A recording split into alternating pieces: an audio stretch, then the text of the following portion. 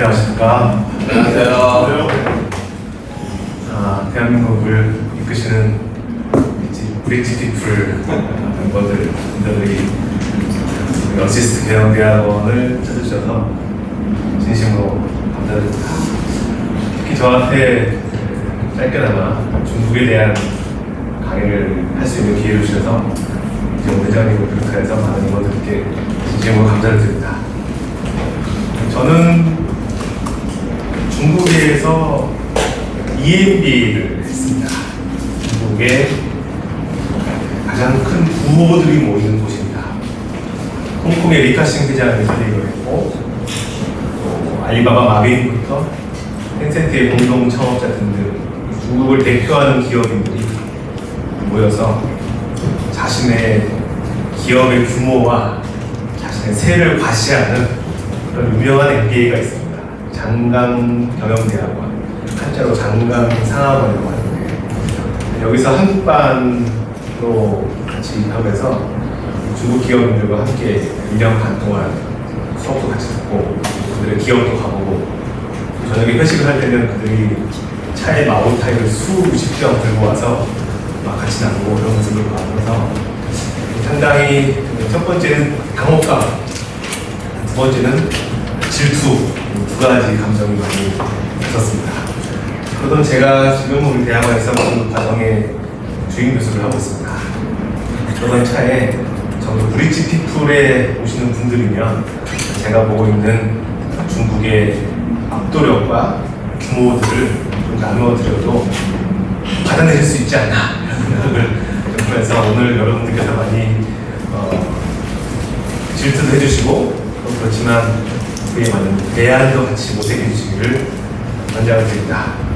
크게 세 가지 말씀을 드리는데, 올해 1월로 예정이 되어 있습니다. 중국이 드디어 디지털 위안화, 중국의 인민은행 CBDC를 발행하는 것으로 알려지고 있습니다. 센트럴 뱅크 디지털 커런시. 중국의 디지털 화폐는 한국의 금융위원회나 금융기관들마저도 긴장을 시키고 있고, 특히 미국의 금융권들한테도 많은 긴장을 시키고 있습니다. 중국의 이 디지털 화폐에 대한 명분은 페이스북이 리브라를 발행하니까 어쩔 수 없이 한다라고 나와 있지만, 문헌을 찾아보면 중국의 금융 전문가들이 5년 전인 2014년부터 이미 준비해왔음을 알 수 있습니다. 지금까지 종이 달러에 대해서 대항하려 했다가 살아남은 집단이 없습니다. 같은 게임 방식에서는 중국의 위안화가 미국의 달러에 저항하기 쉽지 않습니다. 만약에 방식이 바뀌면 중국은 신용카드를 거치지 않고 바로 모바일 결제로 들어갔습니다. 2017년 CBS 텔레비전 뉴스에 의하면 중국의 모바일 결제 시장이 미국 대비 50배가 높은 것으로 나오고 있습니다. 인구가 5배이고 모바일 전환 속도가 훨씬 빨랐기 때문에 계산이 미국의 발표 자료입니다. 기존의 종이 화폐에서는 중국이 패권을 잡기 힘들었지만, 방식이 바뀌면 15억 명이 내수 지역에서 사용하는 디지털 화폐가 되면 중국이 1대1로라는 전략을 통해서 아프리카부터 유럽까지 다양한 자본을 끌고 있는데, 여기에 대해서 중국이 디지털을 바꾸면 다른 나라들이 그것을 받아들일 때 굉장히 파괴적인 그런 일들이 일어날 것이라고 보고 있고, 그것이 불과 이제 한 2개월 앞으로 나왔습니다. 특히 이 중국에서 보면은 인민은행의 담당자들이 이러한 얘기를 공식적으로 밝히고 있는데, 아시다시피 중국은 고위 관료 한두 명이 자신의 생각을 쉽게 말할 수 있는 나라가 아니다. 국가 자본주의이고 기업이 곧 국가이고 국가의 전략을 기업들이 실행하고 있는 매우 독특한 지배 체제를 가지고 있기 때문에 중국의 1억 명의 공산당원 중에서 무한 경쟁을 거쳐서 쭉 올라온 고위 관료들이 계산된 가이드 없이 그런 말을 흘리기가 쉽지 않은 것이죠.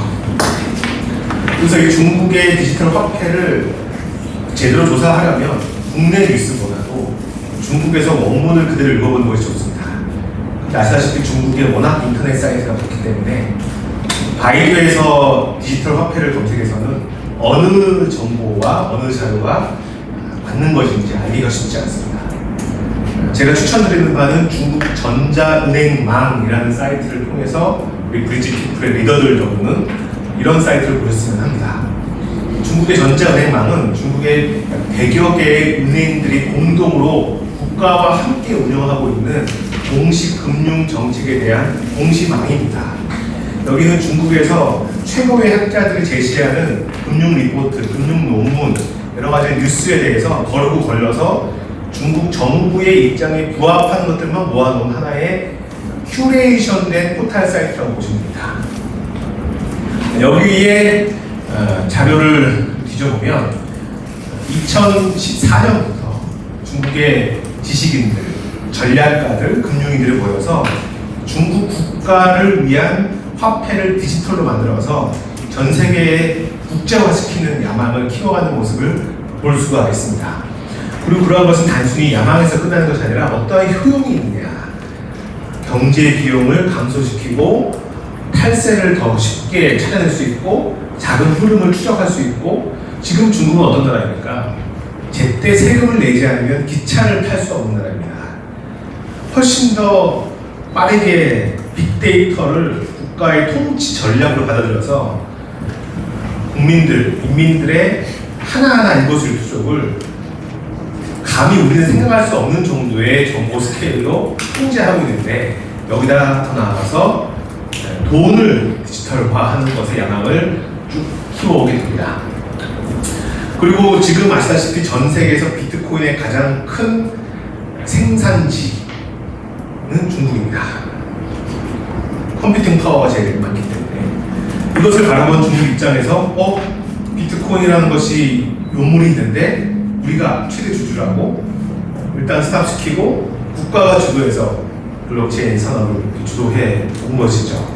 그리고 나온 의견들이 비트코인의 변동성이나 여러 가지 특성들 대비해서 우리가 직접 하면 훨씬 더 잘할 수 있다, 그런 입장을 표현했고, 특히 공산당 국회 보고서 등을 잘 보면 계속 새로운 전략, 새로운 시대, 새로운 중국 이런 단어들이 다 등장합니다. 우리 한국도 여러 가지 정치적 갈등을 겪고 있지만 중국은 과거와 미래 간의 갈등을 겪고 있습니다. 새로운 시대, 새로운 경제, 그것을 위해서는 결국 금융이 핵심이다. 금융의 핵심이라는 것은 돈이 핵심이고 그 돈을 디지털화하자, 이거를 집단적으로 사고를 쭉 놓아옵니다. 그리고 여기에 대해서 공부가 많이 됐다는 것을 느낄 수 있는 것이, 돈을 디지털화하는 것은 단순히 아날로그를 디지털화하는 차원이 아니고 돈을 코딩할 수 있다, 돈을 프로그래밍할 수 있다, 이런 것들을 비추게 되고, 이것은 더욱더 통제 가능한 디지털 경제에 대한 그들의 학습 상태를 알려줍니다. 그리고 드디어 나오는 국제적 야망, CBDC로 인해서 우리 위안화가 국제화될 수 있다. 우리의 자본이 국제적인 자본이 될 수 있다.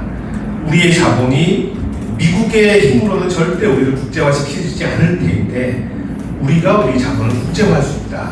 이러한 화폐 발권력에 대한 생각, 그것을 세계적인 화폐 발권력에 대한 야망을 드러내게 됩니다.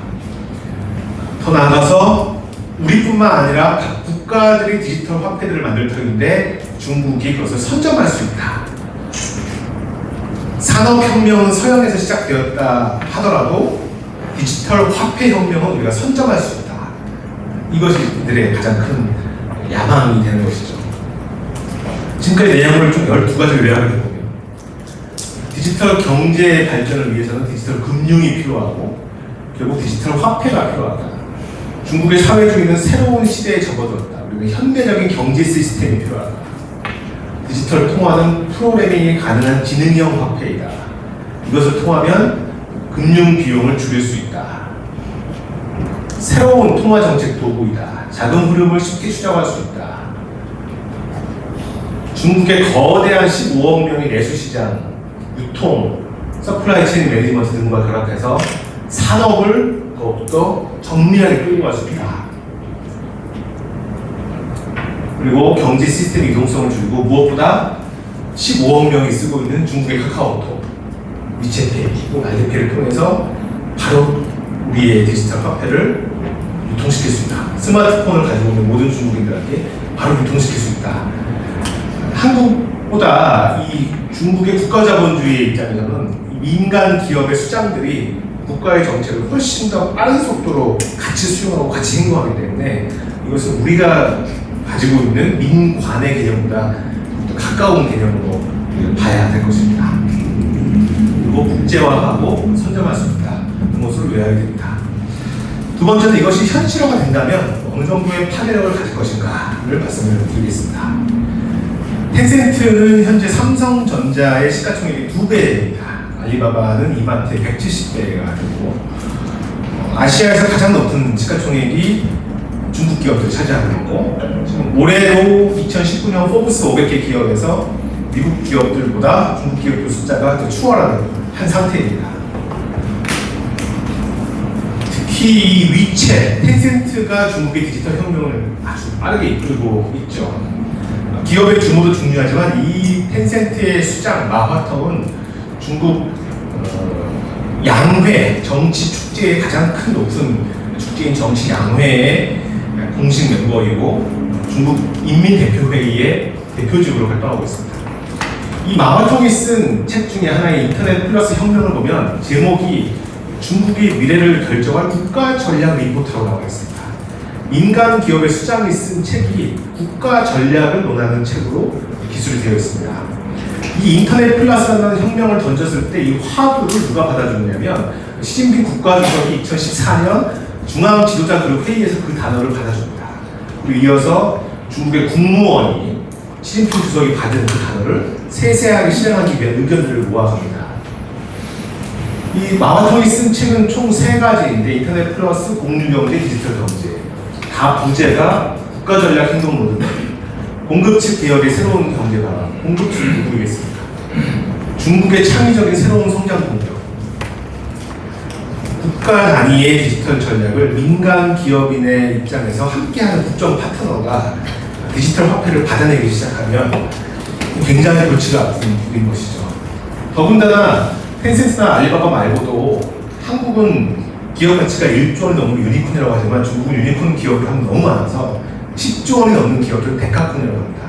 데카콘의 기업들이 수십 개가 나옵니다. 한때는 중국 기업들을 대상으로 우리가 카피캣에 해당하는 기업이다라고 비판했지만 지금은 중국 기업들의 아이디어를 서방 기업들이 카피하는 경우도 나오고 있습니다. 한국의 젊은이들이 유튜브를 만들지만 지금 더 젊은 밀레니엄 세대들은 15초 단위의 영상을 보는 틱톡을 즐겨봅니다. 틱톡은 중국이 만들었죠.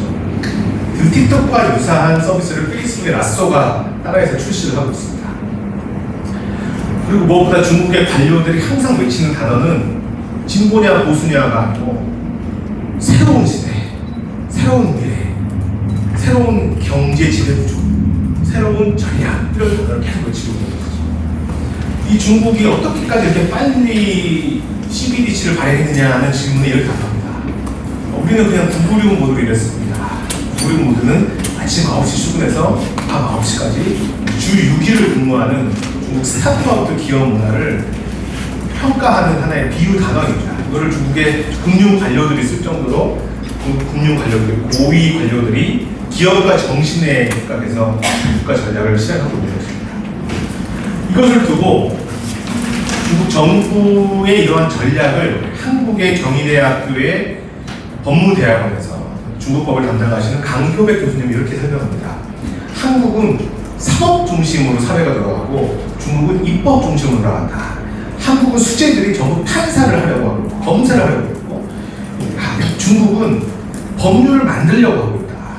새로운 일이 일어나면 그것을 과거의 법률로 사법적인 판단을 하기보다도 그 현상을 지켜보고 그것을 빨리 제도화하는 법을 만들고 있다. 그렇기 때문에 디디 추싱이 나오고 알리페이가 자리 잡았던 것이다 라고 설명을 강하게 하고 있습니다. 자, 이제 결론입니다. 이것을 바라보는 우리의 시선은 무엇인가? 그리고 중국은 어떠한 시선으로 바라보고 있는가? 중국은 이 모든 디지털 혁명을 자기들이 가지고 있는 야망의 실현 도구로 바라봅니다.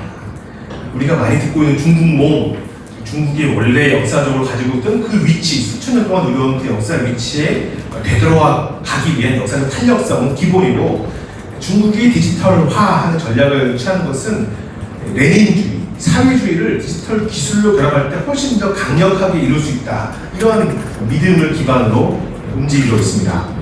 시 주석은 AI와 빅데이터를 이용해서 과거의 오류를 수정하고 중국 경제의 세세한 부분을 관리하는 그림을 그리고 이것을 디지털 레닌주의라고 한다. 옳다고 생각하는 것을 신념으로 집단이 덤비는 것을 어떻게 나갈 수가 있겠습니까? 권력은 AI와 빅데이터에서 나온다. 시진핑의 디지털 레닌주의. 심지어 더 웃긴 것은 미국까지도 지금은 Z세대, 밀레니엄 세대들이 사회주의에 대해서 많은 관심을 가질 수밖에 없고 점점 경제가 치열해지고 실리콘밸리의 자본가들 입장에서도 기계가 인간의 인력을 대체하면서 기본소득제도가 나오는 상황에 있습니다. 즉 이것은 단순히 국가 간의 경쟁이 아니라 우리가 가지고 있는 생각의 전환 혹은 문명 간의 충돌로 봐야 하는 것이고 지금까지 많은 서양 전문가들이 중국의 붕괴론을 예견했지만 중국은 쉽게 붕괴되지 않고 있습니다. 지금 트럼프 대통령과의 경쟁에서도 시간이 지나면 지날수록 중국 측이 유리해지는 양태로 변하고 있죠. 이를 두고 많은 중국 전문가들은 중국이 가지고 있는 탄력성 때문에 그렇다고 얘기를 하고 있습니다. 한국 사람들이 혹은 일본 사람들 혹은 미국 사람들이 중국의 어두운 면을 부각하고 지켜보는 것과 다르게 중국이 가지고 있는 그 스스로의 내생력, 탄력성, 집단적인 문제 해결력 등이 항상 우리의 예상을 벗어난다는 것입니다. 결국 요약해보면 텐센트, 화웨이 이런 것으로 대별되는 기업들은 국가 자본주의의 집단 지도 체제 하에서 중국의 탄력성의 정신을 바탕으로 해서 디지털 차이나의 힘을 바탕으로 사회주의를 실현하는 것이죠. 새로운 시대에 맞게 새로운 물결을 만드는 것이죠. 거기에 가장 큰 핵심이 디지털 돈, 프로그래머블한 돈. 그것이 암호화폐 기반이냐 아니냐, 블록체인 기반이냐 아니냐는 것은 중요하지 않습니다. 돈의 게임을 바꾸고 가장 유통력이 센, 가장 큰 유통시장을 가지고 있는 중국이 가장 잘할 수 있는 전략을 택하는 것. 이것은 묘수가 아니라 당연수. 15억 명의 시장이 생산시장에서 소비시장으로 바꾼 다음에 그 디지털화하고 거기에 디지털 돈을 뿌려버리는 것은 당연수가 됩니다. 이것을 맞이하는 두 달 남은 시점에서 한국을 대표하는 지성인들이 모이신 브릿지 피플 분들에게 모였습니다. 김종태 사장님 밑에서 한국을 대표하는 IT 전략가들이 모셨습니다. 오늘 많이 공내주시고 저에게도 힘을 주시기를 간절히 바라고 저희 강연 마치겠습니다. 감사합니다.